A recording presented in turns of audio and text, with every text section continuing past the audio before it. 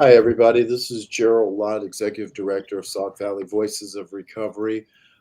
Today, for our Tuesday talk, we're going to be having a conversation between one of our recovery coaches, Cassandra Smiley, and our Safe Passage, Sinnissippi Safe Passage coordinators, who are the boots on the ground between the recovery coach and the Safe Passage coordinators. These are the people that help on a daily basis get over 200 people in the last year into detox or treatment. These people go out in the middle of the night on snowy, rainy nights, 2, 3 o'clock in the morning when the emergency room calls and says somebody's here and needs help, or somebody presents themselves at the police station and asks for help. So I'm really excited to have them. I'll turn it over to them. Hello, hello. I'm Hi. Wyatt Zakosek. I am the Safe Passage Coordinator. I'm Cassandra Smiley. I am the recovery coach that is working for Sauk Valley Voices of Recovery. Me and Wyatt are going to discuss a few things about what the program is, what it all entails, and how we can help, mainly. So, Wyatt, if you want to go ahead and explain what Safe Passage program actually is. Sure, yeah. So a little bit about it. At the root of it all, it's a police deflection program. Basically, the options are usually incarceration or rehabilitation. So we try our best to do the rehabilitation. So we have people come into our local hospitals, or they can come to the police station, ask for safe passage, basically arrest themselves, and but no legal repercussion. And we will help them to find detox. We'll find inpatient work. Oh, there's AJ. What's going on, AJ? What's up, Wyatt? Yeah, we will do our best to get them out of the legal system, basically. Stop them from being a repeat offender, help them to go through recovery, get off of their substance of choice. That's a little bit about it. AJ, I know you just got here. Anything else you want to add to what it is that Safe Passage does? No, basically, I think we're the entrance way to get people into. People call us. It seems like when they're at their lowest and they don't know where to go for help, and typically that's where we step in. And one of the most common comments I get from people is that, oh, I didn't know Safe Passage existed, or I didn't know that there were treatment facilities all over the place. Everyone knows of Rosecrans and Rockford from this area, but nobody knows that there are other places out there that we have access to that we can get them help with. Yeah, it's funny that everyone seems to know about Rosecrans, arguably one of the hardest places to get into. So that's a good thing that we're here. We do a little bit of everything. Yesterday morning, I drove someone to treatment, so kind of your Uber to detox and inpatient. And last evening, I spent my evening on the phone with nurses and doctors at our local hospitals to try and get someone transferred for a detox. We do stuff on the small scale. We can relate to the clients. We do stuff on the big scale. We can hold our own talking to doctors. That's kind of where we are. And I think it's good that we're kind of good at everything instead of just specifically good at one thing. Awesome. Yeah. Sorry, go ahead, AJ. I was just going to say, what I've learned in this job so far is that you have to be pretty well. It's good because it's not the same thing every day. That's great about this. But yes, it's also it's you have to be flexible, man, and it's not a 9-to-5 job. For as much as we try and make it 9 to 5 at times, sometimes it just doesn't work that way. As I've heard many times, just because we get off at 4 or 5 o'clock doesn't mean that people stop using, and people still need help. But we still have to, we still jump in and help people. Okay. Absolutely. So if somebody knew somebody or even themselves who needed treatment, how could they go about getting in contact, or what would be the beginning starts of it? Okay, so we first and foremost, a very important thing about Safe Passage is that we are voluntary. So we prefer to talk directly to the client who's trying to get treatment.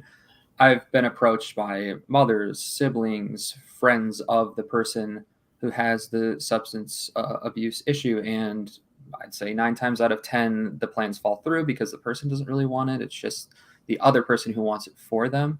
But we do help to connect with services for those who have friends and family in active addiction. There's Al-Anon meetings, which are meetings for people in that situation where they can talk to each other about the issue, relate to each other. We have plenty of resources for those people as well. But at the core of it, it's a voluntary program. So it needs to be someone who's willing to work with us and wants to go through with it. Occasionally, we'll get some people from jail or court orders. Still, those people go through with it. It's still technically voluntary. The other choice is just staying incarcerated, but voluntary program. To add on to what you said, Wyatt, I agree with you. We get approached regularly by parents or sisters. I just had a sister who made a call into me last week about her brother.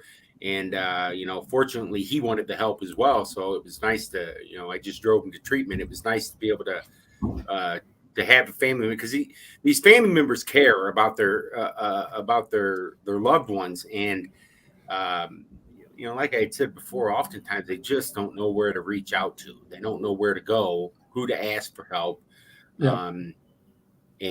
Yeah. So, I mean, just getting the name out there, and fortunately the hospitals around here are starting to recognize our faces a little bit. And so we're getting calls, pretty regularly from them, which is a good thing. People need help, and that's what we're here for. Yeah, we are the program for the people who want help but don't know where to go. That's where we come in. Okay. So where would somebody go to get into Safe Passages to get the help? Sure, yeah. They can come to Sterling Police Department, Dixon Police Department, anywhere in Lee, Whiteside, Ogle County, the hospitals in the area. I'm trying to think. Obviously, our phone number, 779-707-0151. That's the Sauk Valley Voices of Recovery number. You can reach us through that. Any other places, AJ? Yeah, LSSI and Sinnissippi centers sure. are also real good about getting a hold of us for people who need help. Yeah. Very good. So what happens after Safe Passage? What happens after we get them into our system, we get them going? What happens after that? Great question, Cassandra. Why don't you tell us? After a Safe Passage, you would go through a recovery coach program, typically through Sauk Valley Voices of Recovery. Cassandra is a recovery coach. Yes, I am. So I can stick with you for up to 2 years. I can help you get any type of assistance that you may be needing, whether that may be some AA meetings, some NA meetings, simple getting you some health insurance going, getting you to and from maybe a dentist appointment, helping you get transportation locked in. I can help you get some resources for some SNAP benefits, so you're getting some food. I can also help you get assisted with any work or resume assistance or anything that you may need to assist you within your sobriety is what I'm here for. I do assist Wyatt and AJ a lot with a lot of the visits at the hospitals. So if you're just needing somebody just to be there, to talk to understand that's outside of the circle, I'm it. So if you're needing any, so if you're needing any support, please feel free to reach out anytime. Yeah, well, and a good note to add too. Oh, go ahead, AJ. Well, I was going to say, and I think Cassandra hit the nail on the head. What you're dealing with here with Sauk Valley Voices of Recovery and Safe Passage is people who understand. Even though, not all of us have been in active addiction before, some of us have been, so we get that there are problems.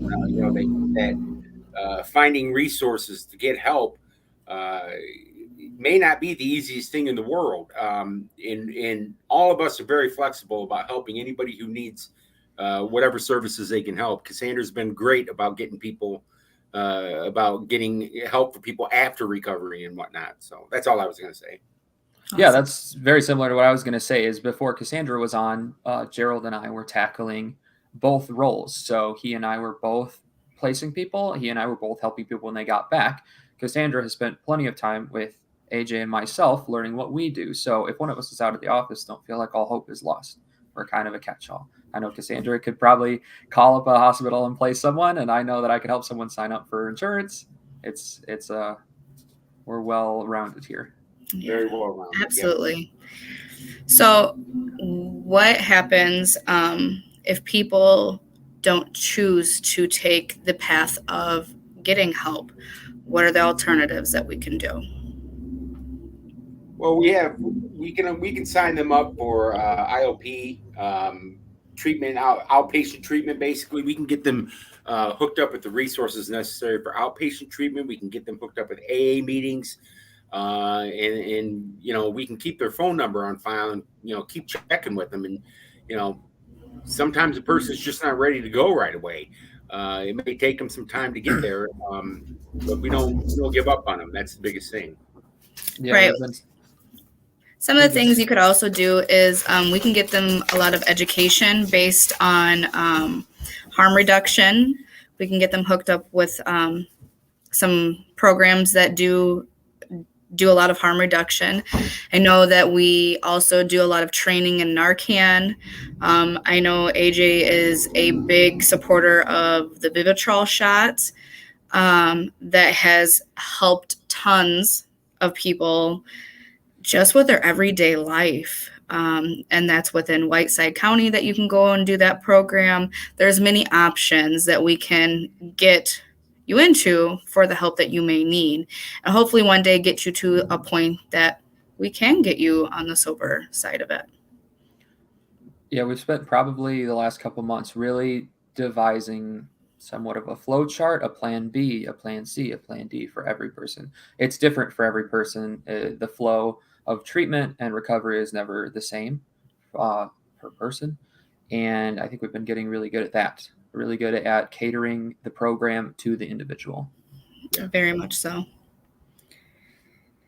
What are some of the things that we also do, guys, when we have a reoccurring client, somebody that may went away to treatment, has possibly complete treatment, but then has some issues with staying a little bit stable with sobriety? So within reason, we never turn anyone away.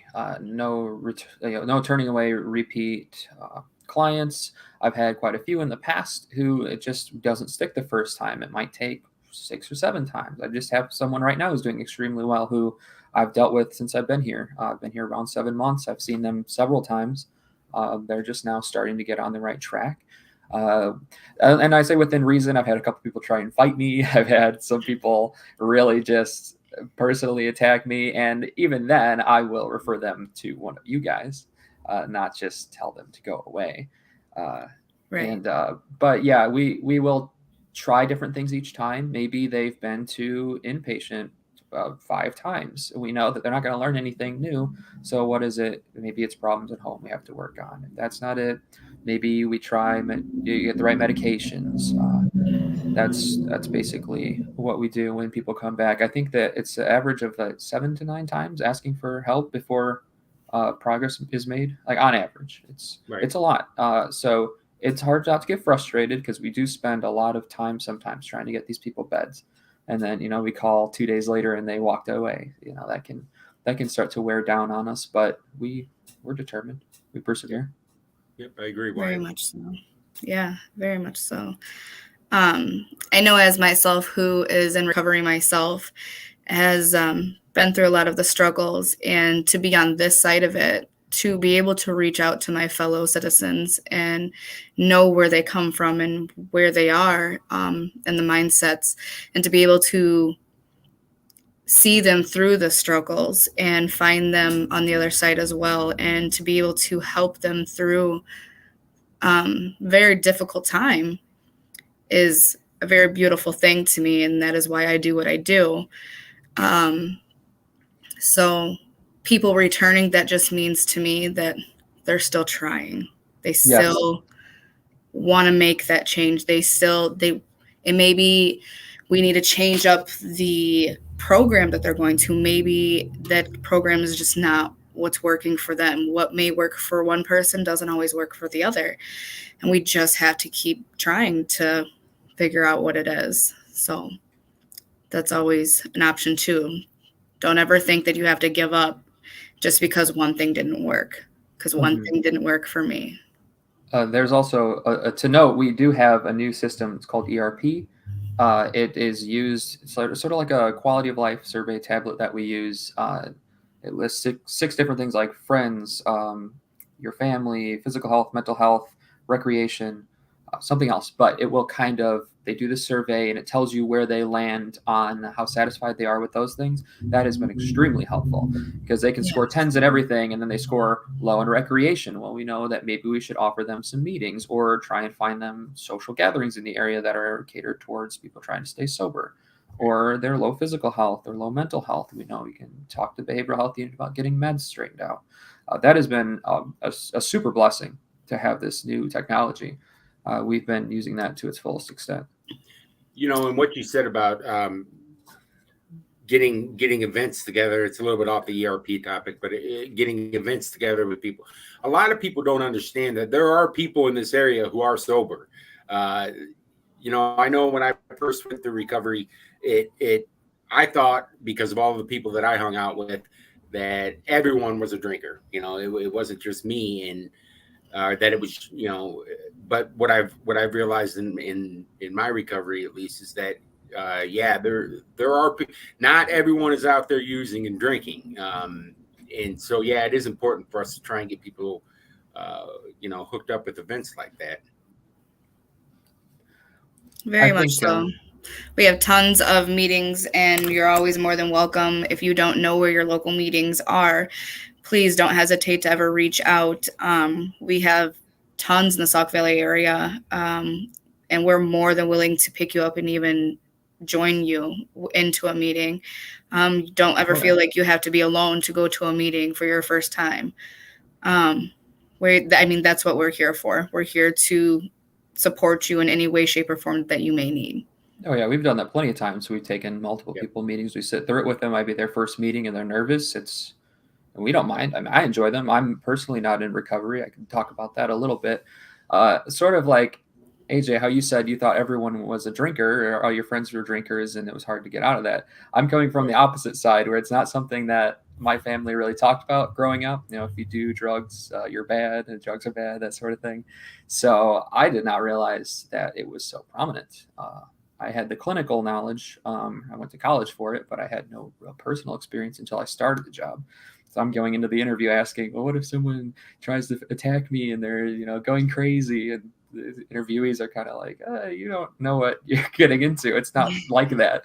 Everyone I've met so far is extremely kind. I've only had maybe one or two people who are a little unpleasant, but can't blame them. It's been a really fulfilling job. I learned a lot about it, and I don't really know where I was going with that. I guess just to get it out there that No, I agree. It's not what it seems. It's almost more tame, but it's still a huge issue. It's not like dramatic, I suppose. Most definitely. All right, guys, you got anything else to add? Well, yeah, the only thing I have to add is just, and I tell this to pretty much anyone, whether they need help or don't need help, but if you're in a rut, man, and you don't know where to go, just get a hold of us, man. We'll set you up. We'll take care of you. We'll, when all else fails, we'll work for you. We're not going to turn you down. We're not going to judge you. We're not going to look at you like you're a bad person or anything like that. If you need help, you need help, man. And that first step of asking for help, boy, that's the tough one. But man, if you can just reach out and get, ask for help, it is out there. There are people willing to help you. So get a hold of us. Do you want to maybe touch on the Vivitrol program a little more, AJ? Oh, yes. Yeah. Just kind of get it out there with the process. Yeah, I'm an alcoholic. I've got about 1 year, 8.5 months now of no drinking. I was for about 10 years, I was on a bender. I was drinking every single day. I graduated from a 30-pack of beer a day to a box of wine a day, and then I ended up with diabetes. And so my alcoholic logic was switch to vodka. There's no carbs in it. And that was a mistake, obviously.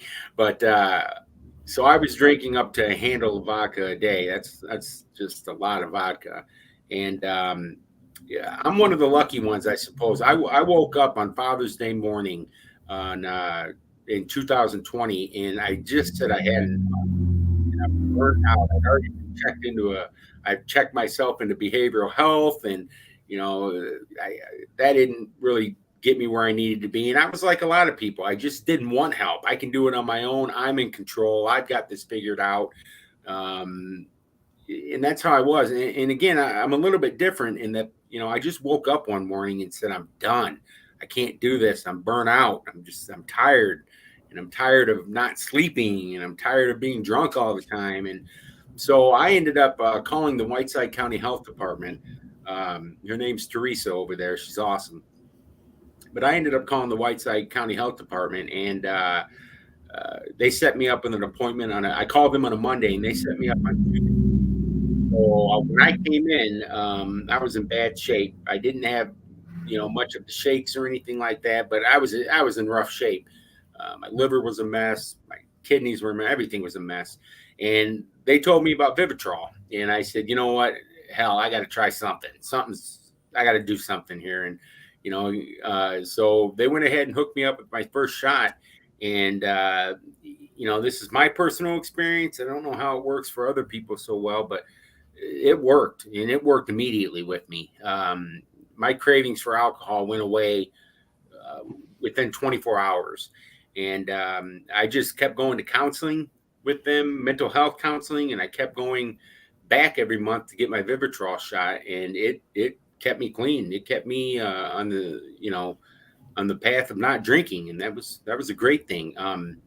I've been off Vivitrol for 4 to 5 months now, and I still wake up every day and have no desire to drink, which is an amazing thing. My family can't believe it because it's you go from drinking every single day to the point of getting drunk, binge drinking really, and then you wake up one day and those cravings are gone. So there is, if treatment is something you're not interested in, going to inpatient treatment, there is other options. There is medical treatment out there, medically assisted treatment that you can use. And unfortunately, the hospitals don't know, in our area at least, don't know about Vivitrol so much. But our local health department, the Whiteside County Health Department, man, they are all over it, and they're big believers in it. And if I ever run into a person who, see a client who's a drinker, and that's really all they do, and they're not drinking all the time, I usually try and set them up with Vivitrol first, and set them up with some counseling and try and get them that shot every month. And I've got a lady right now that got her first shot 2 or 3 weeks ago, and I just got a text from her over the week, and she's doing great. So she's got a couple weeks sobriety already, and that's, for somebody who doesn't drink that much, 2 weeks may not seem like much, but 2 weeks is a huge number if you're used to drinking every day. So, again, there are options out there. There's inpatient treatment, outpatient treatment. There's medical treatment. It's there. It's just we need to get the word out there. So if you're watching this podcast here today, share it with your friends. Let them know what's going on, and that there are people, big ugly redheaded guy who's willing to help. So if that's not you, Wyatt, that's me. I'm the but there is. I can't emphasize enough that there is help out there, and you've got 3 wonderful people right here. Well, 2 wonderful people. I don't want to brag about myself, but 2 people right here who are willing to drop what they're doing to give you a hand, man. And sometimes that's all you need is somebody just to lift you up. Yeah. Hey, AJ, also, just to add to the Vivitrol is not only just for alcoholism, but it is also for opiate users as well. Yes, that's the wonderful thing about Vivitrol is that it was originally designed in the 90s for heroin, for opiate abuse. Correct. And as they started working on it, and they figured out, hey, this works for alcohol as well. So it works for opiates. I know opiates are a problem around here. I was just up in Chicago, and the people at the treatment center said that's still huge in Chicago, that opiates are a big scene up there. And Vivitrol will help you with that too. It'll help you, I believe, with your withdrawals. I'm not 100% sure on that, but it'll help you with opiates, fentanyl, all of it. If you have the issue, you know how hard and struggling it is. Please, if you can get X amount of days sober, I'm telling you that Vivitrol is life-changing. Yep. Life-changing. Yep. Did me Congratulations, JJ, on your sober time, man. Thank you. Hey guys, I'm really so excited to have all of you guys on the team. As Wyatt said, it's been me and him for a while, and Yeah. it was tough. And having you guys and your passion is awesome. I've had a conversation with Cassie recently about Suboxone.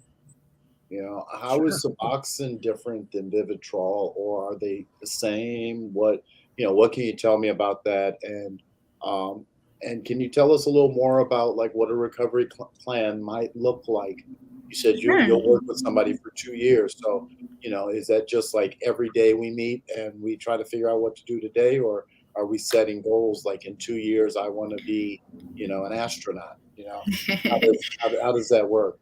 So our goals is based on if you're needing me every day. Hey, I'm here every single day. Generally, we set goals. We'll get together, and depending on where you are, whether you just came back from your 28-day program, whether you're just now getting introduced to your detox, maybe you just went into our program and through the hospital. I'm going to come up to the hospital. I'm going to do a little bit of paperwork with you. I'm going to explain to you what all I can help with in the beginning.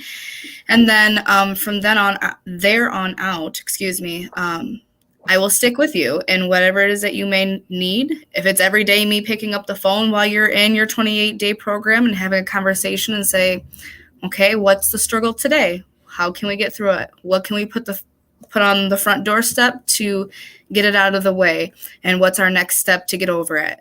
It doesn't matter whether we're taking big steps running, however, as long as we're taking the first step forward and we're moving. And whatever that may be, whether it be needing a job, finding housing, getting you stable enough to go back to work, even finding job, resume, anything that you may be struggling with, I'm there. So if you are needing a meal that day, you're going to pick up the phone, you're going to call me, and guess what? We're going to find a meal that day. And the next day after that, we're going to find how we can continue to keep food going for you. And after that, we're going to find the housing. And once we find housing, we're going to get you into stable, continuous housing that you can now call your own home. Getting into a workplace as such as entry, or even maybe you were in construction and you just needed to get back on your feet. That's my job. That is my job, to stay with you and stick with you as much or as little as you may need. Wait, hold up. Because Sorry. I'm in recovery, and I just heard you say if I'm hungry, you will provide food. We will find ways to help you. I'd like a double with cheese and fries. I knew that was coming, too. I knew that was coming. You're not too far off there, Gerald. So let me ask you guys. Yeah. And that's great work, Cassie, and that's what people need. You need, after being pushed aside by the world and by your family, to have somebody come and say, hey, I'm with you to run this with you, and provide warm handoffs, which are hugely important. You got to have those. But tell me about, like, when somebody is in treatment, they went to the police station, they said, I need help. You guys went, you got them, and you got them placed at a place. Now, we know that there's no treatment within, an hour and a half, 2 hours away. So you drive them there. Correct. What happens while they're there? What are you guys doing? How do you keep track of it? When do you know to come pick them back up? Will you always come pick them back up? What are you telling mom about that situation, while that guy is gone? Come on, can you give us some of that? Yeah, absolutely. So I will stick with you. So when we go to take you into treatment, I will sit down with you. I will get with you and whatever counselor that you may be there with. We will find out what programs you're going to be doing, what meetings, what your schedule may look like there. And then I will stick with you through that part of it, through your 28-day program. I will stay in contact with a counselor or your contact at that residence. And you're more welcome to call me, and I will be able to stay in contact with you through all that whole process and make sure that you're doing well. You have what you need. If you need me to stay in contact with family, if your needs are being met there, simple any of the information that you may need to get to the next step. If you choose to leave the residence that we place you in, now that's a different story. If you don't complete your program, we are not obligated to come get you. Doesn't mean that we still won't work with you. However, you have to put forth the effort to continue within your sobriety reaching. So then when your 28 days is soon to be up, we will stay in contact with your counselor. We will come back to pick you up. We will make sure that you have housing to go to, or whatever your next step is. Maybe that's sober living. Maybe that's pads. Maybe that's getting into an apartment. Any of those type of resources. And then from there, that's when we will continue to try to help you get your food stamps, your insurance, and all that going. Sure. Yeah, it's important to note too, we do talk to the person while they're at treatment. Sorry, I had a phone call from a client. The job never ends. So I missed a little bit about it. But I mean, that's a perfect example, is that we keep contact with these people every single day. This is currently someone who has been trying to get in. We've been making calls for her every day, trying to find her a bed. She was just checking in with me to see if we found a bed, which is great. We love when people are automative, I guess, and are really wanting to help, because that's when we know we're giving our resources to the right people. So yeah, we'll talk to the counselors at the treatment facilities. We'll talk to the nurses at the detox. We'll talk to the client themselves. We'll see what can we do to make things a smooth transition for you to get back into a healthy lifestyle when you return home, whether that be finding a new house because the one they're at right now is a trap house, or there it's finding a new job because the job you're at now is surrounded with people who are functioning alcoholics, something like that. So yeah, we will work with them while they're at the treatment facility. We have wonderful counselors at the places where we take people who also help them find those housing, those jobs. We work with them sometimes to line it up when they get back. Anything else to add? I know Casey touched on it very well, but I just wanted to mention that we are actively working with them even when they're out of town and even when they're correct.